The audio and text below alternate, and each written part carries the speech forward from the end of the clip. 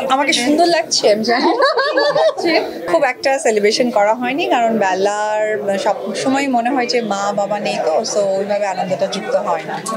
আমি ক্যামেরার সব সাংবাদিক ভাইদের জানতে আমার জন্মদিনে তোমাদের কি প্ল্যানিং বলো? আপনারা আমাদেরকে যদি বলেন না আমি বারবার ইনভাইট করি, তোমরা অ্যারেঞ্জ করবে আমি যাবো এখানে কেক কাটতে, যাও একদম।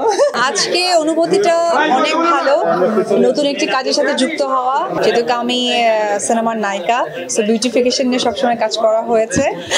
আমার ফার্নিচার পছন্দ, আমি অলওয়েজ আসলে নতুনত্ব ফার্নিচার পছন্দ করি, একটু মডার্ন ফার্নিচার। অনেকে ভিনটেজ পছন্দ করে, অনেকে যে একটু আগে প্রশ্ন করেছিল যে পুরনো মানে মা খালাদের আমলের যে ফার্নিচারগুলো থাকে, আমার একটু পার্সোনালি খুব মডার্ন পছন্দ। This is the first time ফার্নিচারের ব্র্যান্ড অ্যাম্বাসেডর, অন্যরকম একটা অনুভূতি কাজ করছে, বাট ভালো লাগাটা কাজ করছে এই কারণেই কারণ আমার কাছে মনে হয় যে ফার্নিচার একটা ঐতিহ্য বহন করে। আর সামনে তো বিয়ের মৌসুম, কারণ অক্টোবর থেকে শুরু হয় বিয়ের সময়, তো এই সময় আসলে কাপেলদের জন্য ভালো ভালো ডিজাইন আসবে। অনেক সময় তারা হয়তো আমার সাথে যোগাযোগ করবে যে কীরকম ডিজাইন করলে ফার্নিচার ভালো হয়, তো সব কিছু মিলে ভালো লাগছে। খুব একটা সেলিব্রেশন করা হয়নি কারণ বেলার সব সময় মনে হয় যে মা বাবা নেই তো সো ওইভাবে আনন্দটা যুক্ত হয় না। আমাকে সুন্দর লাগছে আমি জানি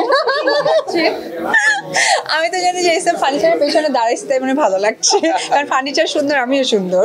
যে কোনো ধর্মেই দেখবেন যে বিয়ে হলে আমাদের কিন্তু প্রথমেই ছেলে মেয়েদেরকে যেটা দেয়, মেয়েদের বিশেষ করে, যেহেতু আমি পাইনি সেটা হচ্ছে যে প্রথমেই মেয়ের সংসার গোছাতে কি লাগে, একটা সুন্দর খাট, একটা ড্রেসিং টেবিল, আলমিরা, সোফা, পুরো মেয়ের ফ্ল্যাটটা সাজিয়ে দেয়।